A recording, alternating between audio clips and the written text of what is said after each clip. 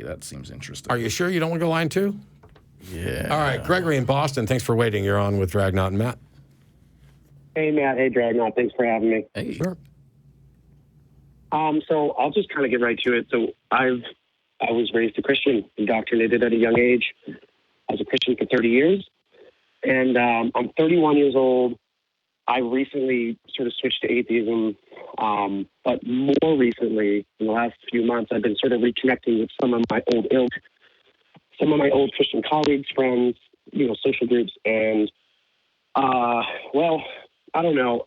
It's been tough. I'm kind of on the fence again, and I was calling in to see if I could get some advice or clarity, maybe, specifically, some of the conversations I was having with those people I had a strong feeling I was being dragged back in again to Christianity, or that I had a strong desire to go there again. But it really does contrast with what my standard of evidence. So, So what's is the appeal evidential or emotional or something else? Oh man, I think it's emotional, Matt. I mean, I've had a unique perspective on this for a long time because I was raised in a Christian high school. My whole high school, my father was my biological sciences teacher, my physical sciences teacher, my algebra teacher. So the science teacher was in the house the whole time. So the contradictions between what science tells us about the world around us versus what the Bible tells us and Christianity tells us about the world around us, those contradictions, like these long lists of contradictions, even though I was indoctrinated at a very young age, they were at the forefront of my mind for 30 years. But I never wavered until this past year. And listening to your show and talking even in a few other shows and then really kind of sitting down and getting self-honest with myself, I felt solid in my atheism for the first time, and I felt two contrasting emotions at the same time. One, liberation from all the,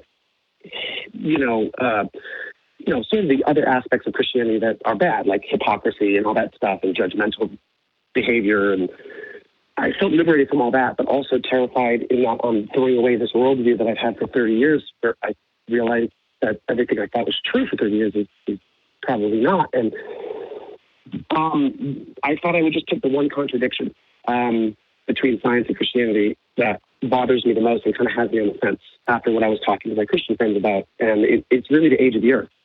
Young earth creationism versus 4.6 billion years.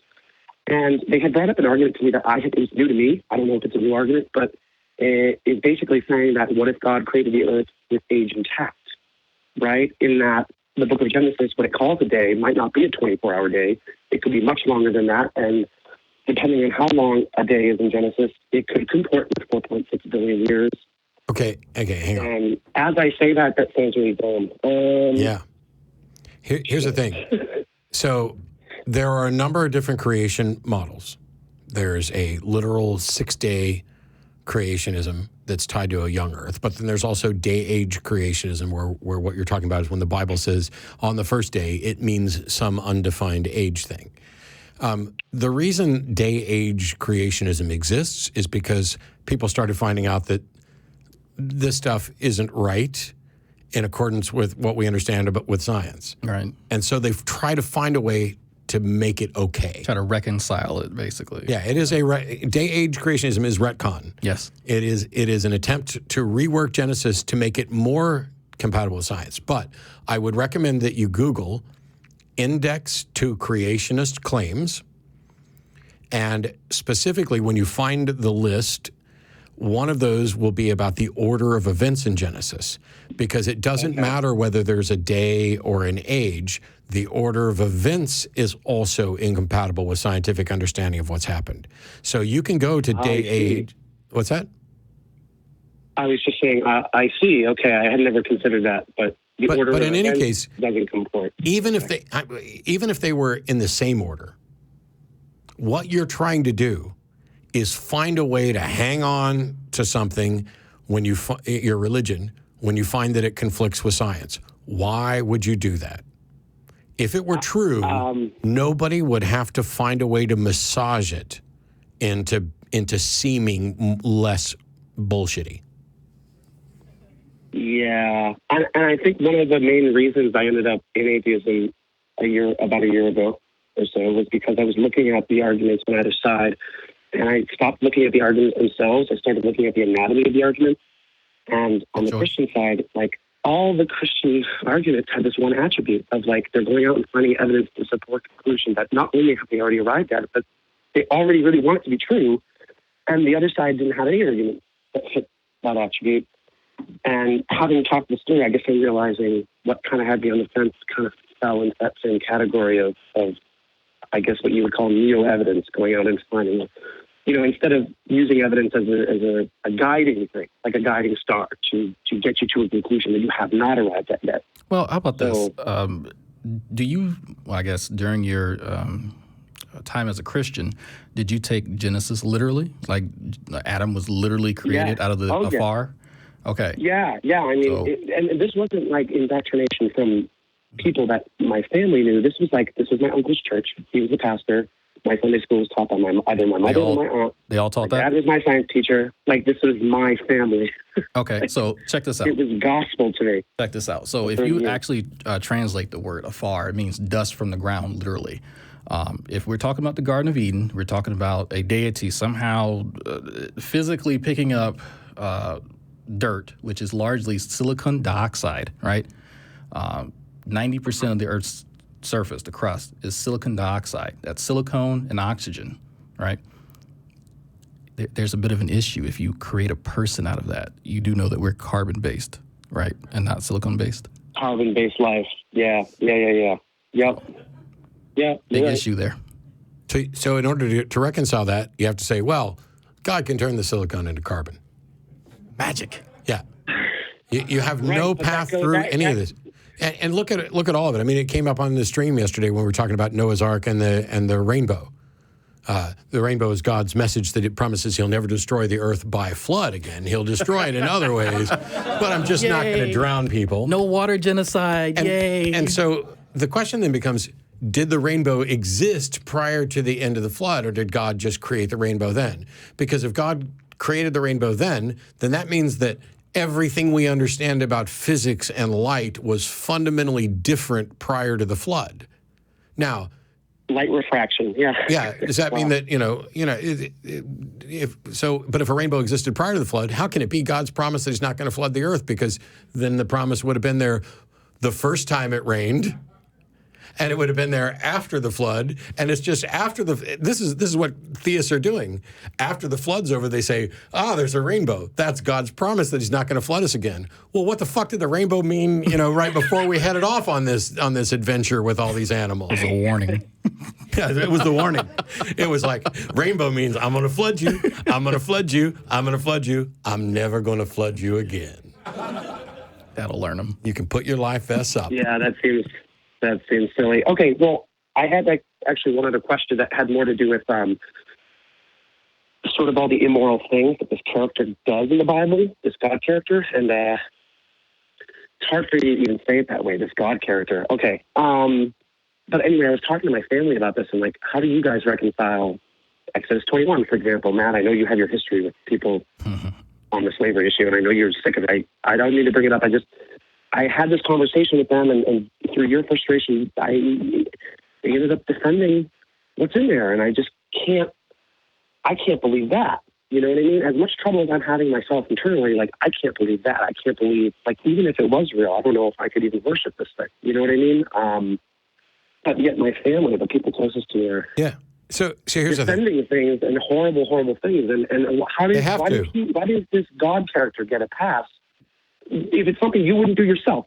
I don't. Yeah, well, because he's God, he's above the law. Mm-hmm. So you already addressed this when you said that they lead the evidence towards their foregone conclusion. This is exactly what's happening. They can't acknowledge that the Bible might be wrong or might be mistaken or might be morally bankrupt because it can't be, because they've already reached the conclusion that it's the product of a good and just God. And so they have to, in some way, twist themselves into a knot to say, well, there must be some explanation under which this is moral.